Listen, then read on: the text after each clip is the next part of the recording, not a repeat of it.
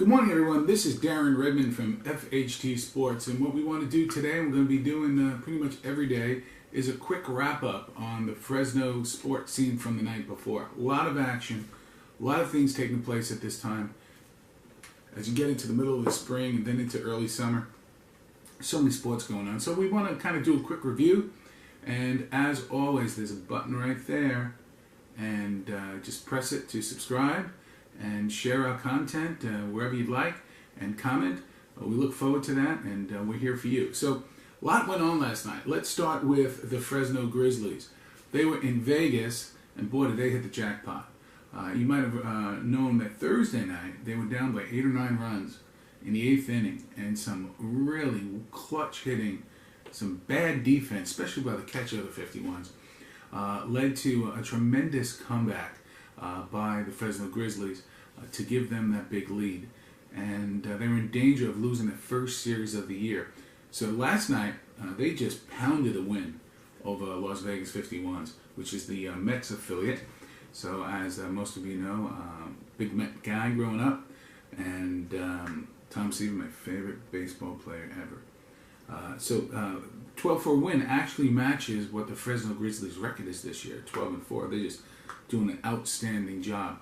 It's the best 16-game start in the history of the franchise. And here's something that you should remember. When they were affiliated with the Giants and now with the Astros, if you want the top AAA farm team to help a team win the World Series, it has to be the Fresno Grizzlies. They did it with the Giants. They did it with the Astros. Go out to Chachansey, and that's why we're wearing this right here. Go out to Chachansey Park to see them play. You'll be very happy. Kent Emanuel earned the win, and we had home runs by Mayfield, his 4th of the year, and Davis, his 2nd of the year. So they move on to Reno today. There's a quick jaunt for a game tonight, early evening. So we'll keep you abreast of all that. Follow our Twitter feed. We then go over to the Fresno State Lady Dogs. They've been a powerhouse lately, sitting on top of the Mountain West Conference. Probably, and this is just opinion, probably need to win the conference championship to get to the big dance. Last night, a little home cooking didn't work out well for the Lady Dogs. One of those games you just want to put behind you. It was a mercy rule in effect after 5 innings. They were down 10-0. And so Danielle East was not at her best. She's a dominant pitcher. Again, this is all athletes have these kind of games. And you want to limit them, you want to make them as little as possible, but you don't dwell on it, you just move on. And that's what happened there. Sarah Santana came up for some mop-up duty, led up a couple of runs as well. I expect to see much better things. FHT will be there live covering the event.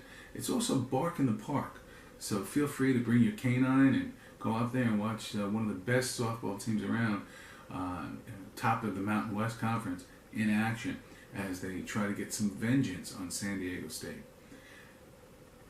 Fresno State Baseball was also playing San Diego State, but sort of they did a 180. They were down in San Diego, not a bad place to be, right? We all love San Diego. And Fresno State continued its solid pitching with a 3-2 win. Ryan Jensen, with a 3-2 loss, my apologies. He pitched like it should have been a win. I'll get into what happened in a second. So San Diego won 3-2. It was a very upsetting loss. Frustrating is the better word for Ryan Jensen, because he pitched terrifically. He let up only 7 hits, scattering on through the 6 1/3 innings he pitched, and had, I believe, 3 strikeouts.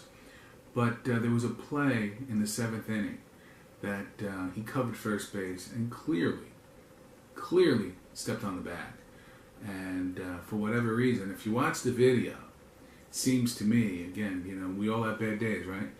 That the first base umpire let the first base coach make the call, because you see the first base coach waving his arms with the safe call, and then you see the umpire do the same.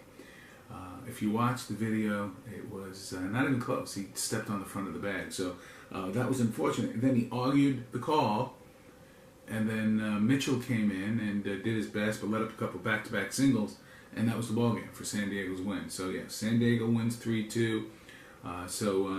We look for a little bit of vengeance tonight, as Fresno State Fresno State Bulldogs look to even that series down in San Diego. So there's a lot going on there. Real quick as well, we haven't heard anything more on the Del Campo situation. Will he be suspended? Probably for the Fresno FC. We don't know if it'll be 1 game, 2 games, 3 games. Take a look at the FHT video of the altercation, and you make your own decisions as to who punched who and what brought forth that situation. As you know, the Fresno FC on Wednesday, it was a tough tie. Kind of felt like a loss, but they played well, and the right back situation with playing on both tennis side brought forth what it did. Bring it up because Fresno FC have a chance to rebound mightily on Sunday as they have another game then. So if you get a chance, go back out to Chansey Park to see the Fresno FC play. They're really turning some heads with their style of play. They have some super subs, and they have really a wonderful team, especially for a first-year team. Adam Smith is doing a tremendous job. Also want to bring to bear something else going on tonight. As you know, FHT Sports, you can look at our video with Roy Summers, was at the San Jose Barracuda game on Thursday evening. And that thing looked like it was going to overtime, and then there was a late goal, less than 2 minutes to play, by Tucson that secured the victory there. We spoke to Coach Roy Summer. 700 wins, the most in AHL history. The guy's a living legend. It's an honor to speak with him.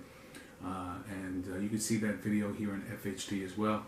He told us, that he was proud of what the team did overall. We expect a rebound game. That game's tonight. So if you want to take a quick ride up to the SAP Center, it's a beautiful ride.